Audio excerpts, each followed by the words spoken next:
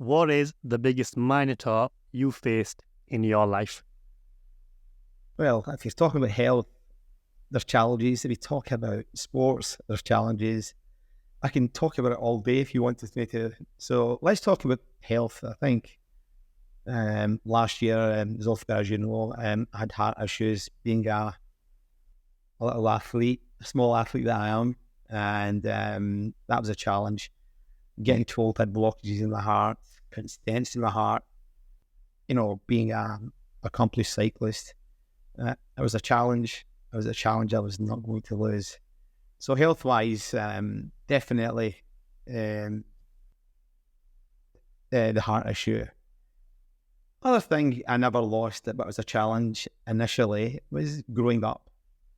I think I discussed this with you last time. My father, he lost his eyesight. And you know what my challenge was? Never to let my father feel that he's lost his eyesight. We're going to look after my father, irrespective. He becomes our baby now. And, within a week, I'd adapted the challenge, helping my father in every way, shape, or form till the day he passed away. So it was a minor challenge, but that week when I was in my early 30s, maybe late 20s, I thought, Joe, what's going to happen now?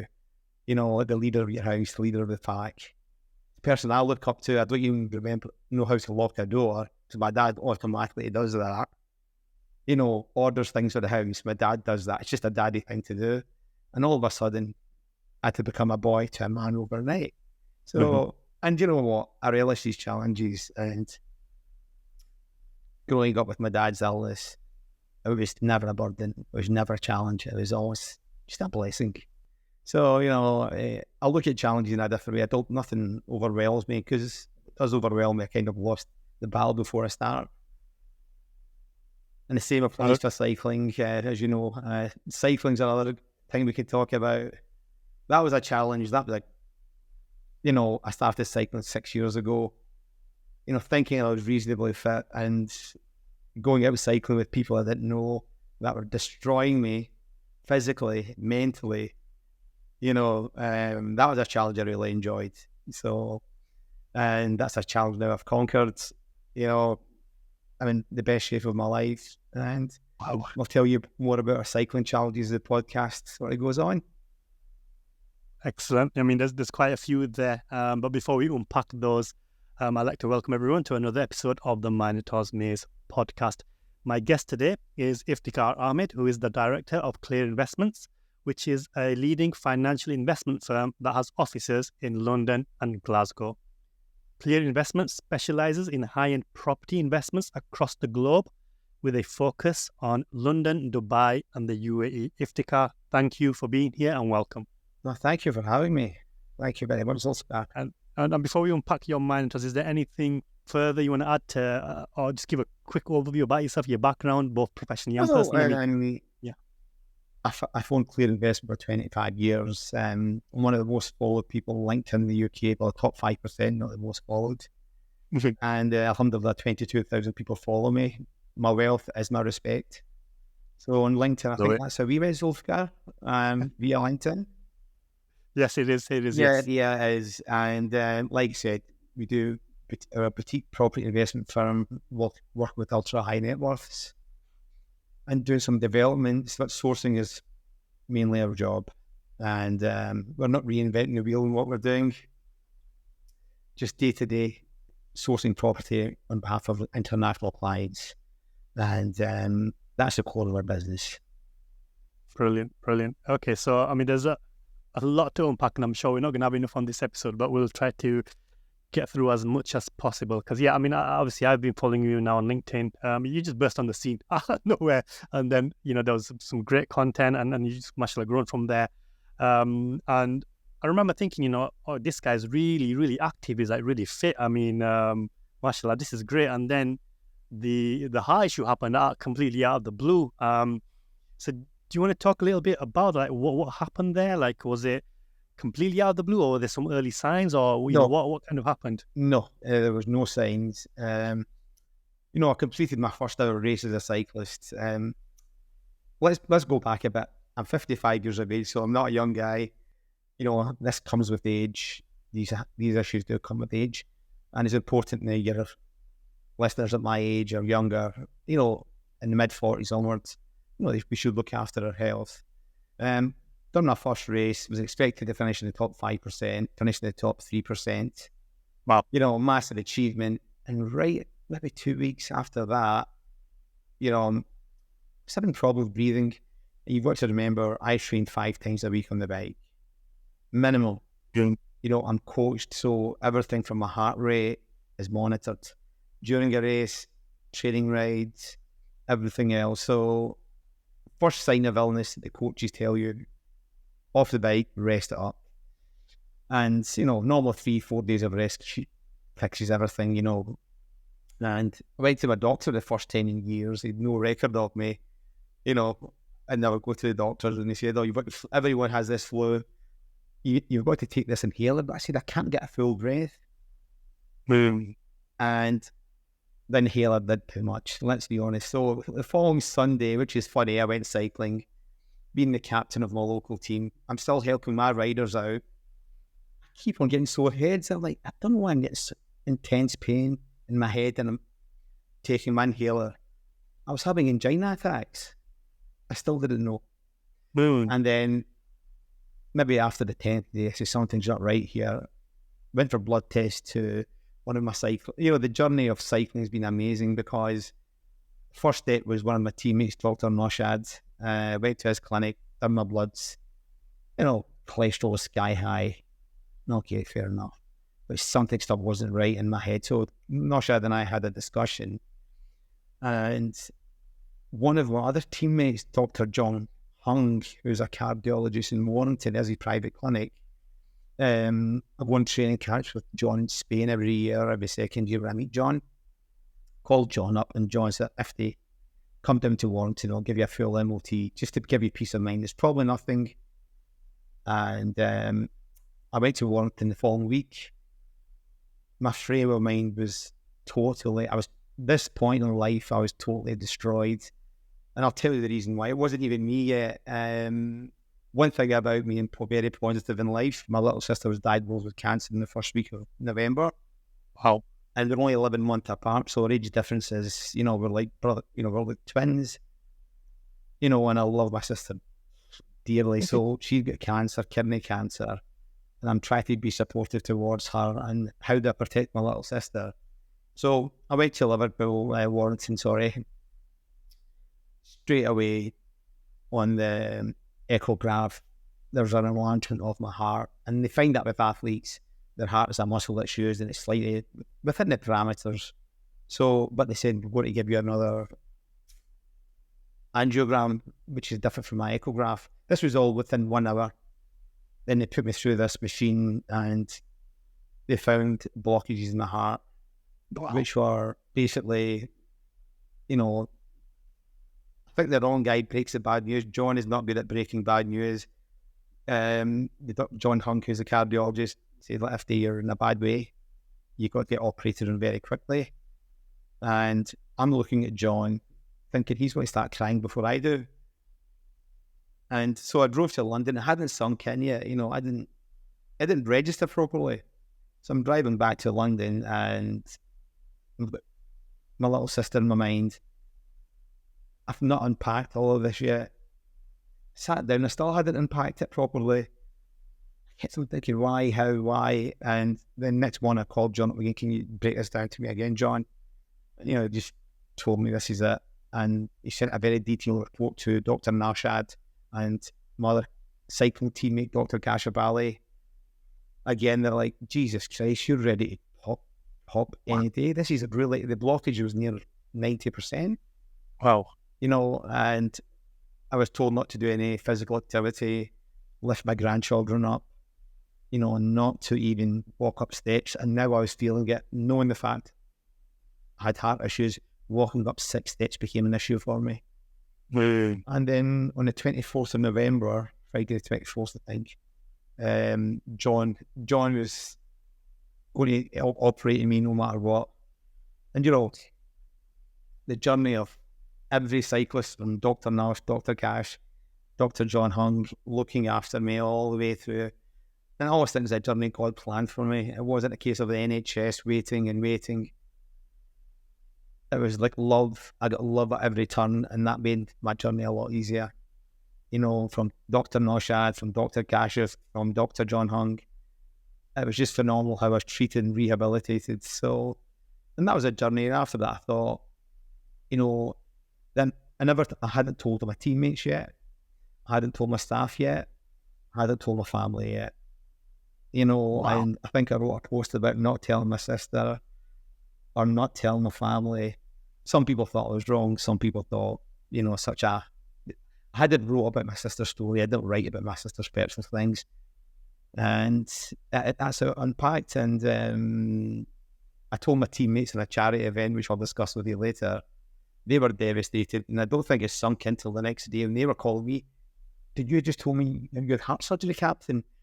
And they all call me Captain. And I was like, "Yeah, but you looked okay." And I said, "We were wondering why you've been missing in action, but you've been quiet about it." So I told my staff in the office. They were devastated. And then a day or two later, my little sister called me up crying her heart out. "You better tell me the truth. Why have you been so quiet?" I was, "What are you talking about?" You know, Cyclist wife didn't know, my sister, I didn't know. You know, word got out very quickly. She was devastated. I'm never going to lie to my sister. I'm just looking on to protect you the most. You know, and I'm sorry for front of you, you know, but I told her, but we promised each other never to tell my mother because it's too much for a soul to bear. 2 children, one who got a kidney removed and one who had heart surgery within 21 days. You know, it's too much for a soul to bear at 84 years of age. So my mother still doesn't know to this day. Wow. So, Okay. and, you know, she doesn't have to know. And, you know, I learn, I'm going on a little bit here. Every day I'm at home in my life, I do not leave my home until I make my mother a cup of tea. In bed. If I'm cycling at 5 a.m, she'll get a cup of tea at 4:55. I'll wake her up no matter what. And you know, when we lost her father, she never mentioned my father to me once, never cried to me once. But when she heard about her daughter, every morning she was crying. And I thought, no, my mum's a strong woman. If she can't handle her daughter, she don't handle a little boy. So to this day, she doesn't know. And I'm happy and healthy, so I'm still the same boy as is, you know, November 24th. So that's how it happened. Wow. And like you said, I don't think about it ever. I just thank God I got through it. There's no point. Is it completely cleared now? Are you come back to your best, or is it still? It's like when your house sinks blocks with drain doctor down your drains. Yeah. They've cleared it, and whether it comes back or not, you know, in God's hands, always will be. I believe in God. And, you know, who would have thought someone like me, and especially my friends, they were devastated. I mean, I've got 5 close friends, and I'm the fittest by a long mile. You know, I'm not overweight, and they aren't, and they were like, "Not you, Iftikhar, not you." It was one of us, we could live with it, we're overweight. And I said, "Look, it happens, but it's a lesson for you guys now. Get yourself checked up." Yeah. And 99% is with nothing wrong with you, don't overthink. And they all got checked up after me. And a lot of people on LinkedIn personally messaged me, "Can you tell me your symptoms? Can you tell me what happened? Where did you go?" And I'm not. I just say, guys, don't overthink. Just get yourself checked out. And were they able to tell you what happened then, or was it just complete random? Like, were they give any kind of indication of between high cholesterol, you know, and genetics, bad diet? I'll say that about myself. I love food. I was invincible to eat what I like, but you know, I'll break down the nutrition side later on. But my diet was unbelievably shocking because I can live off 4,000 calories. I burn 2,000 on a bike ride. Drink cans of Coca-Cola. I don't care. That was a big cause of it. I can imagine. So I mean, you know, people do say often, like, you know, it doesn't really matter what you do at the gym if your diet is all over the place. So is this literally what it was for you? Obviously, you're very fit and active, but the diet just wasn't there. It wasn't there. And, you know, I'm a big lover of rice. what Pakistani Indian isn't biryani or rice. Believe it or not, I could eat rice 6 days a week, which I probably did. I had the leftovers and the next day and rice again. And when it was broken down to me like this mug of coffee, up to half of it is like 100 grams of rice. And you brought, and you and I are not eating 100 grams in a million years. We're eating 300 to 400 grams. Let's not kid ourselves. 100 grams of rice turns into 10 teaspoons of sugar in your body. I didn't know that. So now, in a day, my body could be processing obviously carbohydrate form, turns to sugar and glucose up to 50 teaspoons of sugar a day. That's just one serving of rice. So 2 to 3. I'm drinking Coca-Cola. I'm having bread. I'm talking about maybe 700 or 800 teaspoons a week. Wow. And we don't, especially our community, we don't think of us, we just see the rotis and the salads and this is why diabetes is a massive problem in our community as well. So it's just like, we're just knocking all of these things back. We're not actually taking into account what are these actually doing to our body. 100%. And, growing up with my father, taking my father to hospital appointments and everything else, I always wanted to say why the doctors never cured my father. It was more medicine. But my dad was never cured of diabetes or blood pressure or angina or blindness. Nothing cured my dad. And that was also my answer. Why is my dad not getting fixed? And after my issue, my hardest thing was giving up rice and Coca-Cola. And you know what? When you're in trouble, you give it up overnight. Yes. My love affair with rice ended that morning. I never touched it again till I went to a shabby 6 months later. So Coca-Cola, iron brew, being Scottish, that's left to bite right because my body can use that as energy when I'm cycling. So Coca-Cola went out the window and rice went out the window. And now I'm basically being put on a high protein diet because I was working closely with a bioscientist who advised me to come off, not completely off carbs, but restrict them to under 100 grams a day, which is like a piece of toast and one roti, but more protein, and stop using seeded oils. That went out the window as well because seeded oils, you can do your research on that yourself. I'm not a doctor, but seeded oils will cause a massive impact as well. Because I was sucking eating French fries virtually every day. Yeah. Wow. Well, all fried, like anything with vegetable oils, it's virtually untouched now. Things, use just butter, olive oils, and So what are you actually eating now then? You mentioned all this stuff, but what is the actual food that you're eating? I'm racing in New York in the 3rd of October. And brilliant. I can give you my daily. I eat the same thing virtually every day. So in the morning, I'll be 5 or 6 eggs poached with 1 bit of sourdough bread. At lunchtime, I'd probably try to skip lunch, but I do eat my roti salad, make no mistake of that. I can't live without it. So it'll be 1 roti, I'll be a higher content of meat, cooked in butter, but I'll weigh my butter like 30 grams, 15 grams per serving. You know what? I'm never in trouble mentally and I'm dieting. I don't feel the need.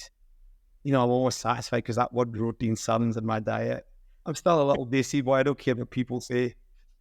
And on training days, I'll sneak a bowl of pasta and like a high carb meal on training days. And on Sundays with my team, my club mates, I will have a cake, a donut. I don't care. A coffee stop after 40, 50 miles. I'll have a nice cake with them or whatever. And it's rinse and repeat every day. It's the same eggs in the morning. I'll be a different meat, but meat, proteins are definitely high on my diet now. No more fried pakora or samosas, which I love dearly. Just the seeded oil thing. I've not completely eliminated them. They're still probably 5% of my diet. When someone gives me a portion of French fries, it's hard to just walk away, but totally eliminated now. So, obviously, you obviously got this race in October, but you've just done a charity one this weekend. Do you then change your diet for this, or how do you prepare for stuff like? How Right, what's So, your thinking? I mean, Percy, what's driving you to do all of these things? Is it just something that's natural to you, or do you have an inner drive to achieve something? Like, what's the mindset behind this? And then just talk about the preparation and the race that you've just done. let's talk about Sunday. It's two different mindsets, two different preparations.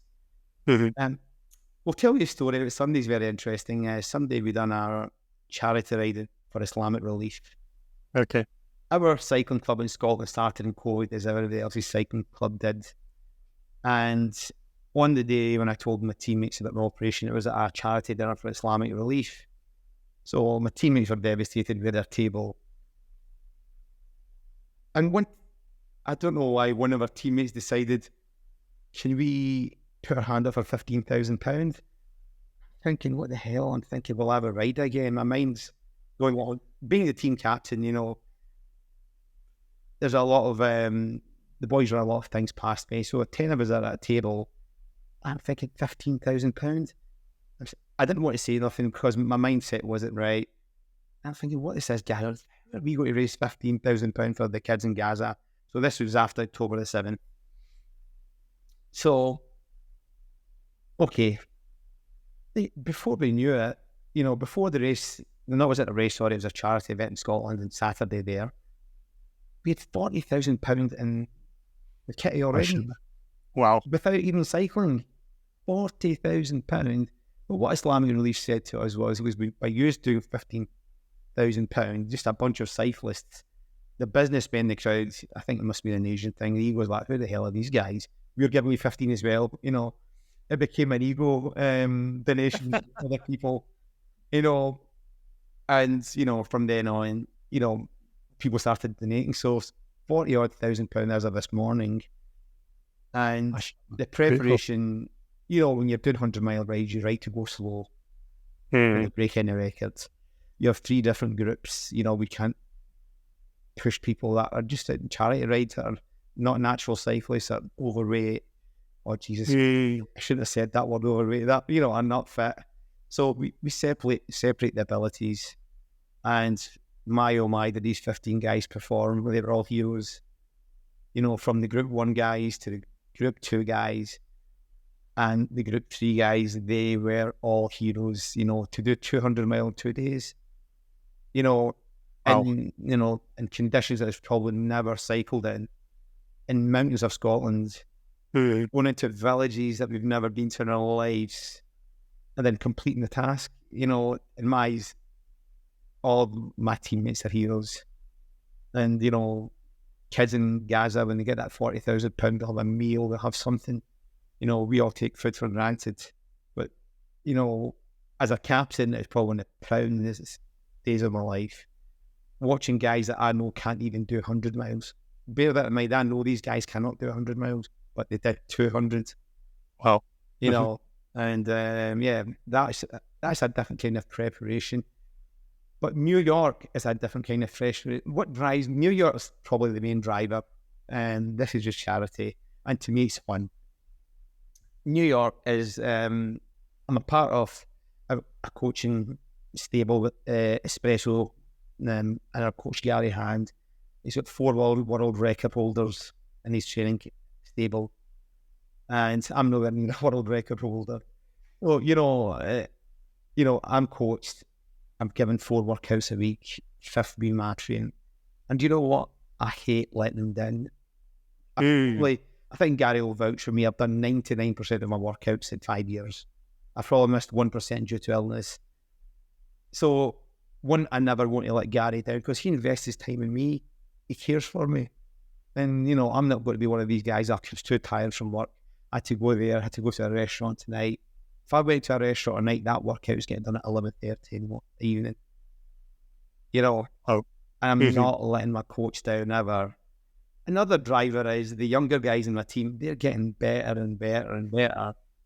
And do you know what? I don't want to be behind them. Right. So what?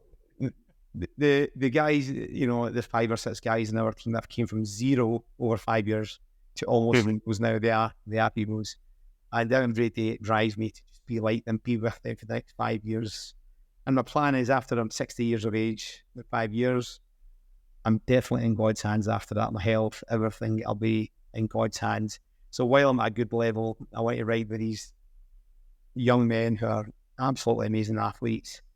And I do like embarrassing them sometimes. But, someday I Yeah. have to be the strongest of these five boys someday. More often than not, it's them. So they drive me because they're getting better every year. So I can't slack up. There's no room for slacking up. Brilliant. And Driver.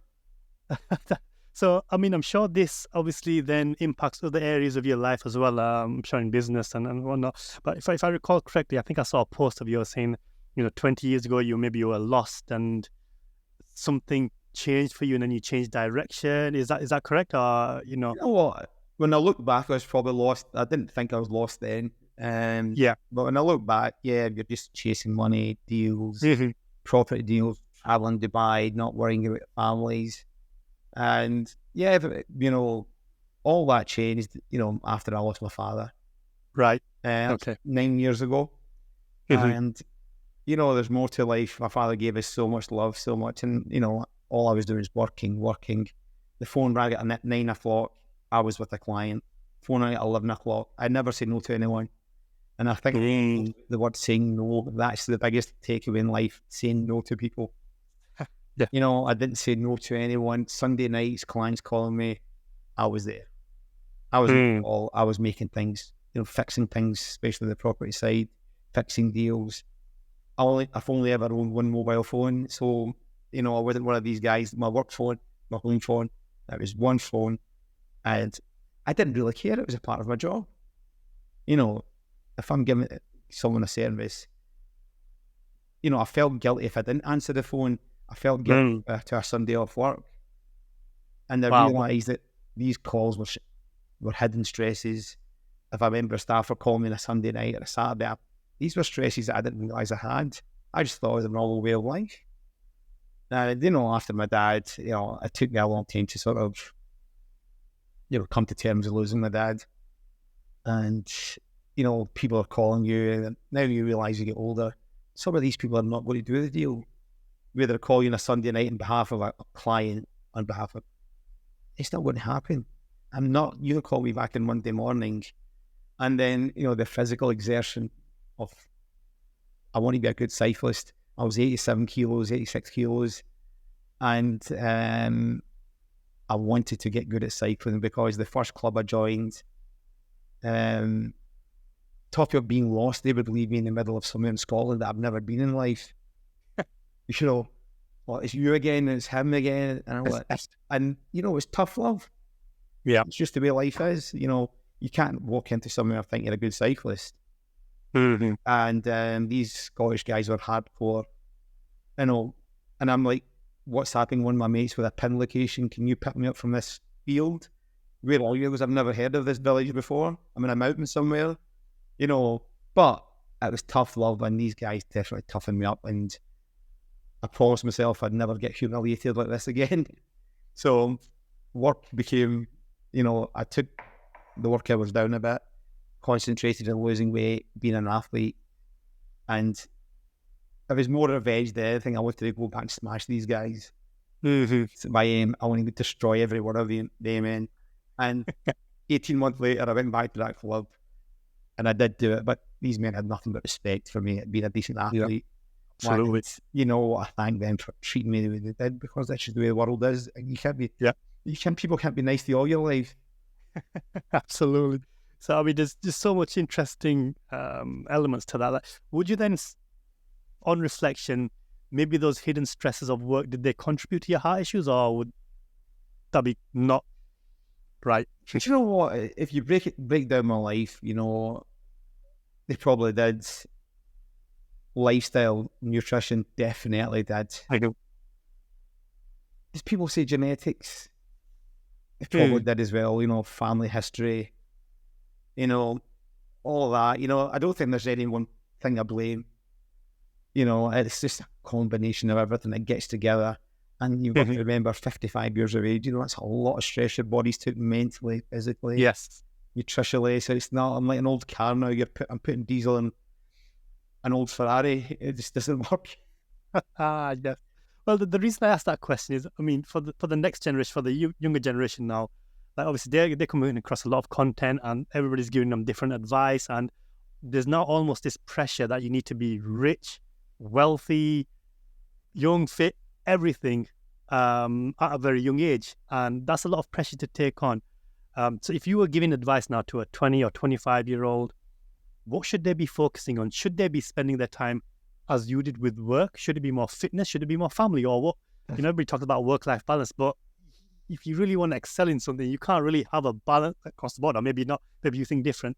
But with your experience now, you know, for somebody who's now obviously seen all of this content and they're feeling all of this pressure and they don't know whether to focus on fitness or finances or family, what would your advice be? Do you know what? I honestly think that for the 20, 30-year-olds, life's a lot tougher for them than it was for me. Okay, interesting. When we saw a Ferrari, it was in a newspaper or going past in London, they now genuinely think that the other 22-year-old owns a Ferrari, be outside Harrods, take photographs, pretending it's his Ferrari. All the girls, you know, they all just look thin, they aspire to be thin, and I think it's that false world, social media. Being a health freak or being a wealthy businessman, a lot of people sort of create a false persona. Yes. These young people sort of fall for it. You know, I can give you an example. One day my business partner owns a Ferrari, and, you know, a young guy went, "Can I take a picture of your Ferrari?" And me being me, say to Gash, "Oh, let me sit inside it. It's only a kid. Come on, they'll make his day." You know, 3 months later, this guy was a Forex guru in Ferrari. Jesus Christ, Cashavar's only been nice to this young man. I thought he'd make his day sitting in a car. Cashav didn't want the guy sitting near his car. Yeah. You know, so all of these perceptions, I honestly think 90% of the social media perceptions are false. The people that do well with Ferraris, good luck to them. You know, they probably hide it. They probably not want to show off cars and diets and things like that. I think social media just makes life a lot harder. They concentrate on being you. You know, if I looked at cyclists that are better than me, I would never get better. You know, I would want to be like him. But I'm 55 years of age. I'll never be 25 years of age again. I won't be at his level again. So I never look at anyone online. And I think networking, and especially on LinkedIn and my meetings, the biggest rule I have, I'll treat the 25-year-old worker like the 55-year-old millionaire. Exact same. No airs, no graces. I want to talk to you the same way. I want to treat you the same way. And, you know, in life, I think family should come first now, because I realise all the years I've missed with my family, you know, they should come first. And health, I think that should, I don't want to harp on about health, but looking after our diet should be, you know, walking, going out for walks, taking your kids out for walks, little things that, you know, diet doesn't have to be cycling and running on treadmills. It could be 5,000 steps a day, a little walk with a podcast on. And I just stay off social media. I think that's the biggest advice I would give anyone, because 90% of people's lives are not real. Another 10% probably they are real. But stay away from these people, because I think they're toxic. You know, it's a bad day when some woman or some guy gets upset because his best friend unfollowed him or didn't like his content. You know, that's how bad life is now. They get upset. He didn't like it. He's unfollowed me. He's left the WhatsApp group. I mean, that's their stresses. And I think these things, you know, stay off social media. That's my best advice. Absolutely.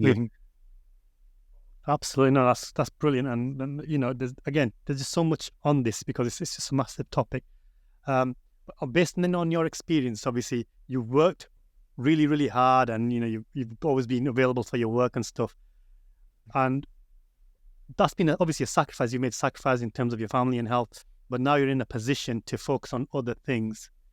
Would it be different if you didn't focus on business then, and you didn't have the financial stability you now have to spend with your family? So would you still say focus more on your family then? Or what is the right kind of, if you get what I'm trying to get at, what is the right kind of balance so you're not sacrificing work too much, but at the same time you're not sacrificing your family too much, so that you are in a position to spend more time with them without the financial instability? Do you know, I tell you what took me to, this wasn't planned, all these things, I've got to spend time with my family. I always believe things, God just plans your life, Okay. And I'll give you an example. When I lost my father, a massive void in my life, massive void.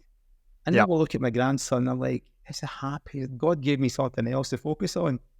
Gave me something that makes me happy. But when COVID came along, no office, you're not doing any deals, you're not picking the phone up. But going out for walks with my grandson every day, putting ice cream in his mouth, it just sort of changed my life. I don't want to run after people. I want to feed this little baby ice cream. He was the best part of my weight loss plan. I'm pushing for 10,000 steps. Every day, it was just I've never known love like this in my life. And looking back, I think, if I love my grandson this much, how much did my dad love my children? And he spent all day with my children, all night with them, whereas I worked all day and night. So, I didn't plan this. COVID came along, just changed my life. And I loved I became captain of the local cycling team. I became a grandfather, which I really loved. And, one day I've not seen no one FaceTime. I'm in a bad mood all day. So I think when COVID came along, it sort of changed my life as well. And I think it had an impact on every single person's life. Yes. Not just me. So in a good way or a bad way. And with me, it was a good way because we were allowed to walk outside. And I bought a baby seat for my bike with Noah. So I would just cycle with a baby seat, stop up with M&S, feed him some baby food, whether you know what I bought him. It became we're best friends for 1 year, Noah and I. And I think when my sister said, Ahmed, we didn't think you would change like this. We didn't think you being a grandfather. They think businessman, but not the way you changed. We never saw that. We never saw it. So this is interesting, and I'll tell you why. Because right now there's a debate going on that the next generation now are just too lazy and entitled, and because they got to work from home, they got to experience a different life from COVID, and now that they need to go back to the old way, they're not willing to do it. So as obviously you're an entrepreneur, you're a business owner, and as COVID has changed your life, what is your take then on the next generation that want to work flexible hours or 4 days a week or work from home? You know what? You're right, because I hear this with my cycling teammates talking about it, or my mates talking about kids nowadays. Everything's at their fingertips, and if any of your audience are listening and they're 20-year-olds, I don't think I'm being like an old fuddy-duddy. Things have changed in life. I wish I had an app to order me a coffee in my house every morning and, getting your groceries delivered. I'm not against change. And I think a lot of these kids can teach me a lot of things. And in our office, I love learning from our younger people. Though they sit on a desktop all day, they work from home, I am mesmerised in how they do things. And I think you should embrace learning from them. I know where this conversation goes the other way, where they don't interact at home, they're on their screens all day. I get that. There should be an element. They should switch these things off at the dinner table. They should talk to their friends more rather than sit in restaurants and on the phone all day. I get that side. That's probably something everyone's not happy about. But working from home, learning, when they sit on a desktop at home, they sit on a desktop, a laptop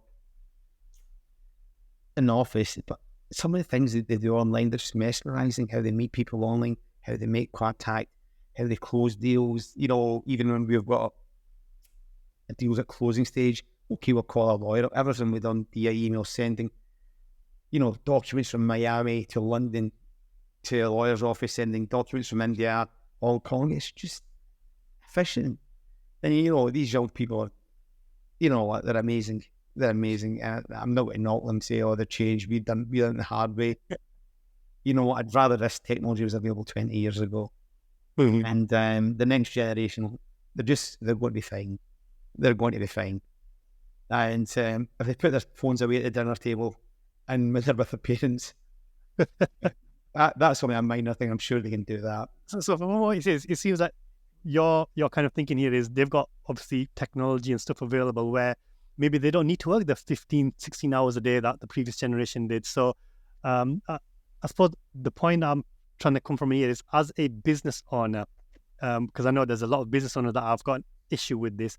As a business owner, if you had workers that wanted to work 4 hours a day, 4 days a week, for example, would that, for you, would that seem like that's entitlement, or they're lazy, or would you say, you know what, given the situation we're in today, that's something I can accommodate? Well, in my line of work, 100% no, they're not lazy. They're not lazy. No chance that they're lazy. And, you know, when someone's buying a property at 1 million, 2 million, whatever, the buyer really wants to see the seller as well.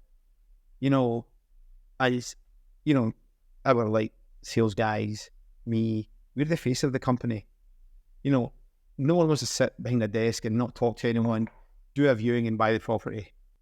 You know, they want to see a face. Yeah. And and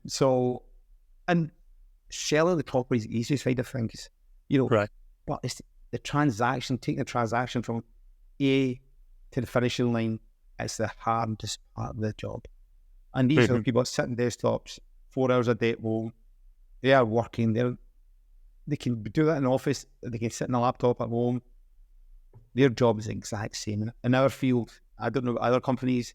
In my field, they can talk to lawyers all over the world, get documents, all the financials, everything they need for money laundering. So the people I work with in our office, they can work from home every day of the week as far as I care. And you know what? They do a great job. And people forget to give these people a pat in the back. Without them, the wheels will turn. And, you know, I still have a role at work. So, you know, when it comes to the businessmen or buying properties, they still want to speak to me face to face. They don't want me on a Zoom call. And you get a phone call in 5 minutes. Ifti, where are you? I want to see you right now. And, you know, I won't say no to them in office hours ever. I'll never say no to them. Brilliant. That's why I switched my phone in sleep mode right now. I'm just lying on it. I love it. So, again, I mean, the time's just flown by. So, like, what's the next step for you then? Like, what's your driver now, or are you thinking about legacy? Are you thinking about impact now? What's the next 5-10 years looking like for you? And what do you want to accomplish in that? Well, you know, again, my life's got 2 or 3 different sides. Training, being a sportsman and being a businessman. Do you know what? I just want to lead a happier life. I want to just help people, you know. One of the guys that founded the company with me, he wrote in his book, Iftikhar helps, this was 10 years ago, helped so many people. I want nothing back in turn. So, you know, helping younger generation, helping people, be it on cycling and business. You know, there's never a message on LinkedIn I do not reply back to personally, unless you're a crypto guru. Against you. And you know, they're not, because I spend a lot of time traveling, train stations, airports. So, you know, helping people, it's the most important thing. And I think I had this conversation last week, and I've got 4, 5 best friends, and you know, we've been to nursery school together, 50 years together. It's about, I said, you know what, we need to meet every month, because having each other now is a blessing. You know, meet one Thursday a month just for a coffee or a tea. You know, I think the legacy would be just be with my friends, look after my mum. Business will look after itself. You know, God's written what's for me, and I won't go past me as well. So I don't think about my career at all now. I think I've done well. I'm in a good place, and as a human being, it's helping others, and more so. I hate saying this, but you know, I always look at my mother as a visitor on this earth to make sure I spend the best days with my mum. Wow, you know, I love it. The most important thing. Even though mum still shouts at me as a 55-year-old guy, why did you not call me today? You got time for your mother? I still say sorry. You know. This weekend she never got her tea and coffee in bed because I was away up north cycling.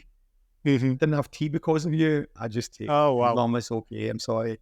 So, you know, I always tell my friends that our parents are visitors in this earth, and make sure they're the best days in their life. You'll regret it, because when my father passed away, I had 0 regrets, because I did everything I could for my father for 17 Wow. years. Wow. Shaved That's my beautiful. father, washed my father, fed my father. And everyone asked me, did you ever regret anything you never did with your dad? I said, no, it's a gold thing. Because I couldn't have done any more with my father if I tried. Mm-hmm. And the same applies to my mother now. That's my goal is, just to be a happy mum. Keep her happy. If she wants to shout at me every day when I'm calling her, I don't mind. And people still think, oh, you're a businessman, this and that. I said, my mum still shouts at me every day. So wow. Why did you not call your mother today? And, she still calls me, have you not ate your dinner yet? Why have you not ate your lunch yet? So I'm always going to be someone's little boy. And that is my ambition, is to look after my mum. And tell all my friends that, our parents are very important. Don't ever forget that. Without them, we wouldn't be here today. Without them, we wouldn't be grounded or have the business acumen. People forget the role of parents. It doesn't matter how well you're the millionaire, billionaire.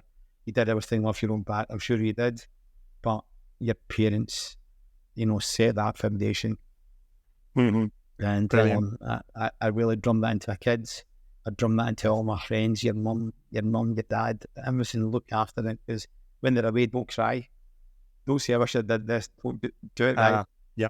So, and when I go to business meetings and I see someone, a young boy speaking to me in a nice mannerism, nice. I just want to know who his parents are. I always this is 1 in 100. It's not every day. And when the person is leaving the meeting, I says, what does your mum and dad do? And the next thing I say is, please say salam to your mum and dad on my behalf, just the way they've brought you up. It's just little things that you can pick up from good parents, and it does reflect on the kids as well. Absolutely. No, that's beautiful. That's beautiful. It's probably a topic in and of itself. But, I absolutely appreciate you taking the time out here. Thank you very much. It's been, it's been inspiring for me, and I'm sure it will be for the viewers. So as we wrap up then, how can people contact you? And is there any type of person that you are happy to be contacted by? And I'll just let you answer that before I give you the final question. So, I'm an open book. When it comes to business, I'm an open book. Contact me on LinkedIn, Iftikhar Ahmed's my name. Because the reason I say I'm an open book, I'm on a podcast on Saturday in India with some metabolic doctors. Wow. Wow. So talking to you about life and business. On Saturday, I'm on a podcast with some 2 or 3 metabolic doctors who have helped me along the way, and make no mistake of it, the journey of food, which is the hardest thing for me. So I'm doing this. So look here, anyone who contacts me and maybe needs advice, and I'm an open, just add me on LinkedIn. As long as you're not a crypto guru, I'll always reply back to you. Brilliant. Appreciate that. I will drop the link to your LinkedIn in the links below. So final words, final thoughts, people that are struggling with their Minotaurs, challenges in life, what advice would you have for them? You're asking the wrong person, because I'm quite laid back in life. No, but people need to know, what's the secret? People would love to be laid back in life. Like, what's the secret then? Being laid back with all this. I mean, come on, you've had some hardships, and how you've dealt with them. I think my mindset, one thing, I never look back in life. People have said this to me, you're one of the coldest people we ever know. I said, once it's gone, it's like my heart, it was done. Let's look forward. If when we lose that deal, it's done. Let's look forward. There's 20 deals ahead of us. It's done. It's not coming back. So obviously, what's done is done. Stop chasing it. And that's the good thing about me. I don't dwell on what's done. I always look forward to what we're doing tomorrow. What are we selling property-wise? My health, the hard things done, how we're going to prevent it. And, the same applies to everything I do in life. It's easier said than done. Let's make no mistake of it. I mean, it's me saying this now, but it's a lot easier said than done. So what's done is done. Don't look back. Let's look forward in life. Excellent. No, that's brilliant. That's actually very, very good advice, actually. So, as laid back as it is, I mean, it's because it's natural as well, which is why I love it. So once again, thank you. Hope you, the viewer, enjoyed this episode as much as I did, and I will see you in the next episode. Take care now. Bye-bye. Thank you very much.